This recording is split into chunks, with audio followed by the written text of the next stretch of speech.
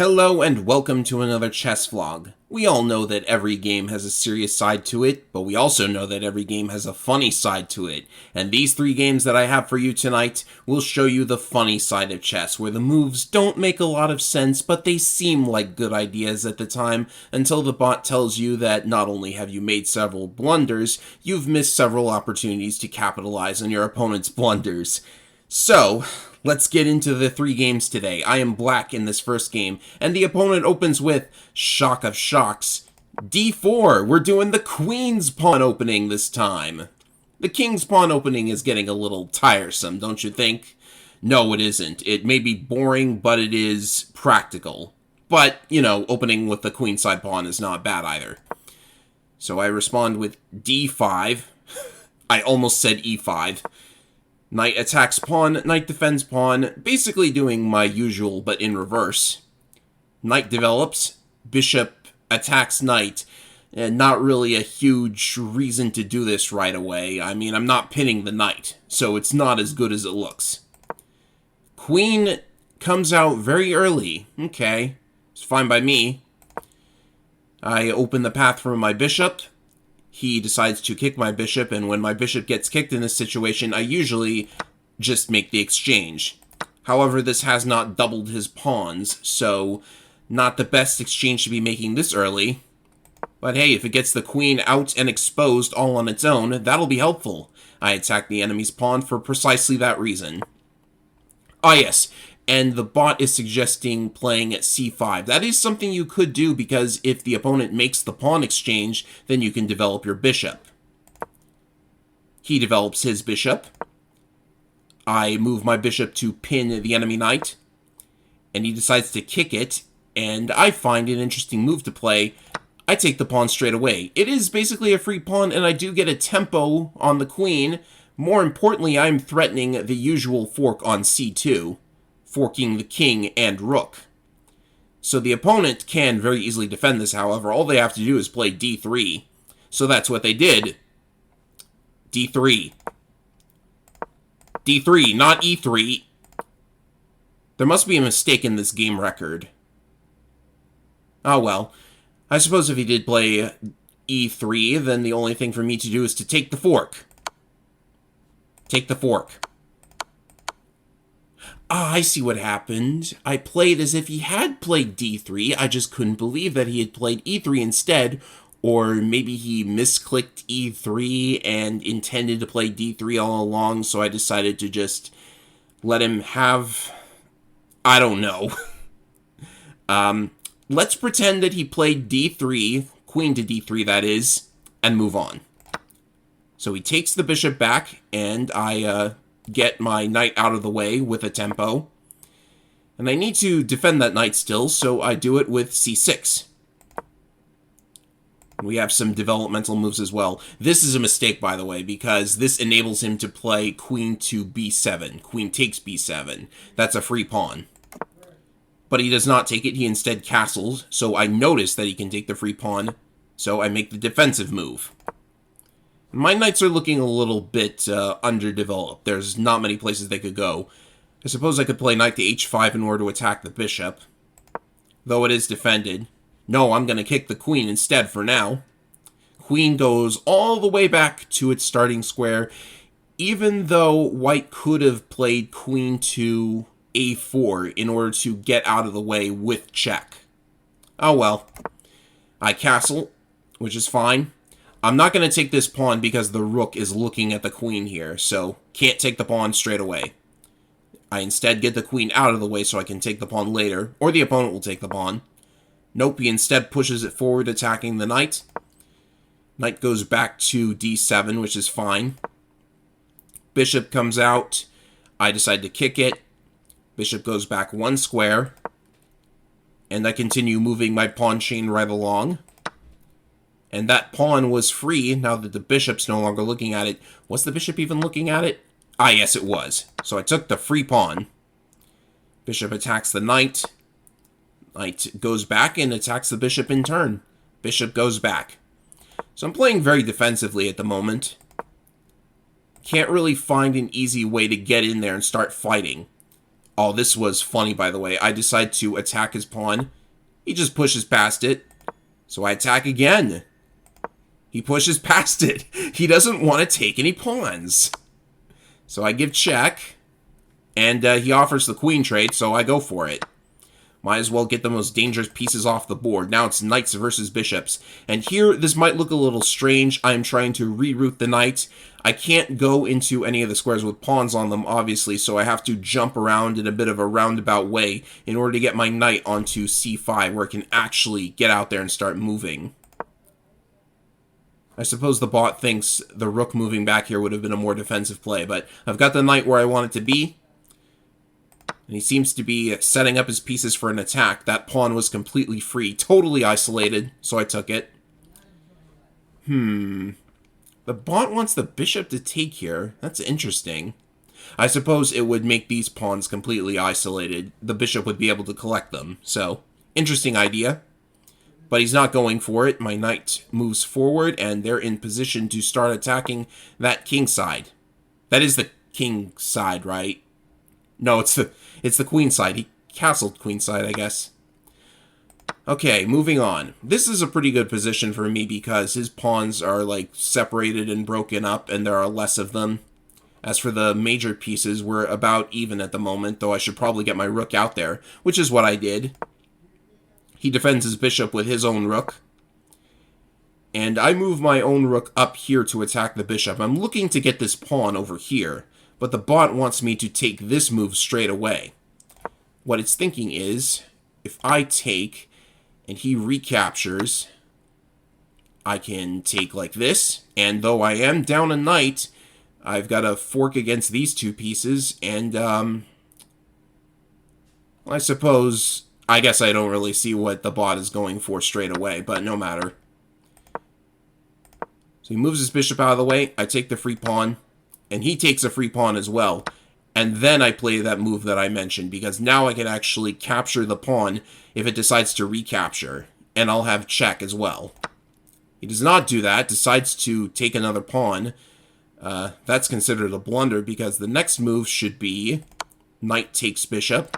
And then after this exchange, I can play rook to h1 with check. That will force the king onto d2. In fact, let me show that off for a moment. King to d2 is forced. Blocking with a rook makes no sense because I would just take it and we would be right back where we were.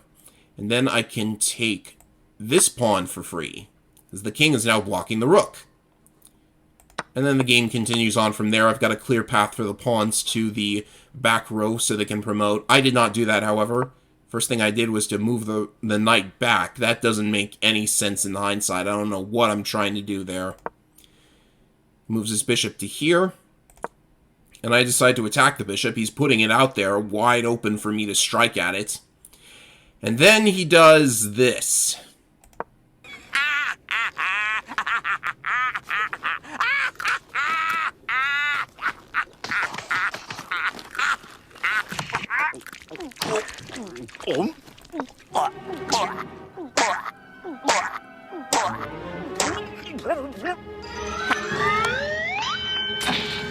Yeah.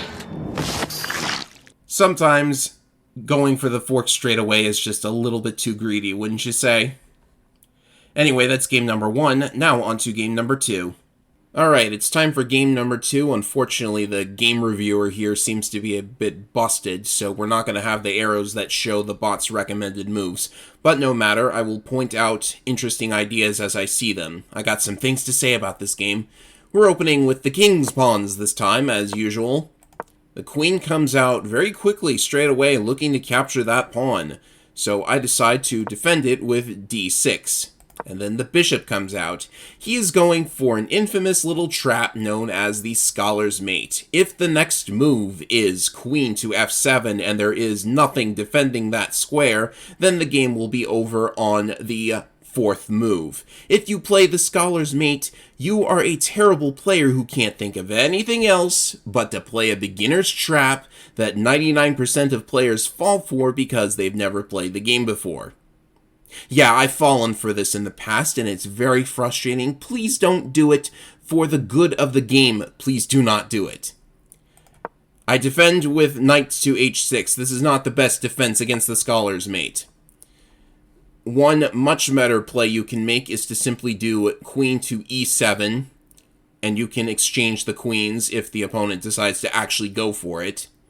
And then you can capture his bishop. You'll end up ahead, although you'll lose castling rights if you do that. I'm not sure what the best defense is. Go see some pro's lecture on the scholar's mate if you want to know more. Let's just continue with the game as is. He opens the way for this bishop, intending to exchange the knight, which will cause the f7 square to be undefended once again. So, bishop to e7 for me. And he makes the exchange. And then the king's only place to go is to d7, now that the pawn has luckily moved at this point at least. I suppose the king... Well, the bishop is blocking. That's what's stopping it from being a checkmate now. And this is really bad, unfortunately, because now the king has to go all the way past the row of pawns on the queen side, which is very interesting. So knight moves forward, and I'm keeping an eye on the bot's recommended moves. So I make this exchange. And then queen to d7 is unfortunately a very bad error. A better play would have been to... There's just so much I have to worry about right now. The best move is probably to resign, but if I wanted to keep going, I would probably try to offer a queen trade like this. Going to d7 for the queen trade is bad, because you do not have a piece looking at this diagonal. And if you don't have a piece looking at this diagonal, according to the bot, there's actually a mate in 5 now. And that starts with going to c4 with your queen, and I'm sure you can figure out the rest from there. He instead goes to d5 with his queen, which is a mate in 9 instead of a mate in 5, though it's safe to say he's not seeing either of them at this point. I believe this is the only move. And instead of continuing to give check, this pawn moves forward, so I have a chance to get out of this. Try to offer a queen trade again. Doesn't work. Knight gives check. This is the only move. And he's just continuing to press down on the king more and more. So now is the time to exchange the queens. I just cannot afford having such a powerful piece this close to my king, which is now in front of the pawns on the queen side. So I try to sneak my pawn past here. He unfortunately knows what en passant is. Did I say unfortunately? Now, it's actually a good thing that he knows what that is. That was not a good move, because now my knight can develop. And it has 2 very good outposts to look at. Well, not this one, because the knight is here now. But I suppose if I wanted to make a knight exchange, I could do that. So bishop gets into a better position. He castles. And I suppose I felt like exchanging the knights, but he doesn't go for it. So I decide to kick his knight. At least I'm pushing back against these for the time being. And I could push my pawn 1 space more forward, but I decide to attack the knight with a rook instead. Develops the rook. Knight is getting a little bit close to my space right now. And I think I moved the king here because I figured that he was going to... What did I think he was going to look at? He could go here to give check, but it's not really doing a whole lot, is it? I think I was just worried that he would set up some kind of a fork with the rook and the king. So there I went. And then the pawn gives check anyways, and since that square is defended by the knight, I have to go right back to where I was. How nice. This pawn moves forward, so I capture. Knight recaptures, and I exchange the bishop for the knight. The position is now perfectly even, although it's about to change very shortly, because now I have this fork. There's a lot of forks in these games, I see. So now I'm up a rook. This should be very easy to finish up. I can't believe I went from pretty much lost to almost winning now. Right, so he kicks the knight, and let's see here. I make this exchange with the pawns, which results in me getting checked. That's fine. I need the king to get out of there, like right now. Now, in this position, my thinking was, I just cannot stand having these 2 pieces this close to the king, because they could really mess me up. There's a fork here if the knight decides to take this pawn Like, there's just so much that can go wrong. So I decide to exchange the knight for the rook. And I'm still ahead. I still have a rook and a knight against a single rook. So I don't think that was a bad exchange at all. Chess is not a game of scoring points, unfortunately. It's a game about winning the king. Or capturing the king, I guess. That's your only goal. Your goal is not to score points. Which is frustrating at times, but that is the name of the game. So rook comes out to attack that pawn. And that pawn moves forward to make sure that the pawn behind it has a defender, so that's nice. Move my knight into position to kick the rook. Rook goes all the way back. I can kick the rook again. Oh, I took the pawn. I took a free pawn. That's fine. Rook attacks my knight. I get out of the way. Rook gives check. The knight going here was probably not the best move. I could have gone to the outpost here instead. But no matter. The move I played is the move I played. Rook can now take the free pawn if it so desires, but it decides to attack the pawn and the knight here. So my knight moves into a position that is defended, and it's now defending this pawn. So the rook ends up taking... Oh no, he gives check on this row first. Okay. That means my rook can take it, and he can take the knight if he wants. But that's fine, because now I can take this pawn, and this pawn in the back pretty much has a clear path to getting promoted. So he's going to collect a couple of free pawns now. I don't care about those pawns whatsoever. Please take them. Please do it. He's taking them. And I'm just inching closer and closer. And the rook can't jump all the way over here in order to capture this pawn because the king is defending the squares that the rook needs to go to. So he could capture this pawn with check if he wanted to. But he's pushing his pawns. You don't have time for that, my friend. So I moved my rook here. This is a bit of an error. The idea is I'm going to promote to the queen and it's going to control this row. So I need the rook controlling this row so that the king can't get into any weird positions. But I should have just taken the queen as soon as possible. So the rook is now in a position where it can defend the king if I start doing stuff. So of course I promote. And he's still pushing his pawns. And now I'm trying to deliver checkmate here, but the rook blocks. That is the move that will keep him alive for now. So I decide to just pin my rook, well, pin his rook rather, with my rook. So after that, all he has are those two pawns. So I'm just going to push my other pawn. And, you know, I guess I'm being a little bit strange here, but I figured that if the pawn on the H-file makes it to promotion, then it'll just get captured by my queen. So keep pushing, and he's going for the G-pawn instead of the H-pawn. So I'm still going to promote, because now I've got two queens. A regular harem this is turning into. So he promotes to a queen as well. Unfortunately, there's not going to be enough time for that queen to do anything, because after a couple of moves here, it is a very swift and unfortunate checkmate. You got your promotion, now your queen is sitting with you in checkmate jail. That one was fun. I've never gotten two queens before. Nah, I have gotten two queens. I guess you could say I've never gotten two queens in a real game. Like, sometimes I'll get to endgame, and I feel like being funny, so I'll just keep promoting and promoting. Yeah, let's move on to the third game, shall we? Okay, I'm ready for game number 3. I'm white this time, and this game, it's gonna be interesting. It was a real blast, this game. Let's get into it. We open with the king's pawns this time, but instead of defending the king's pawn with a knight, he defends it with a queen. Very, very interesting. These early queen games, they're not practical if you ask me, but they are interesting at times. So let's see how it plays out. I decide to attack his pawn with my pawn. I can always recapture with a knight, and if the queen captures, my queen is ready to recapture. So he moves forward with his bishop, and I decide to attack the queen with my bishop.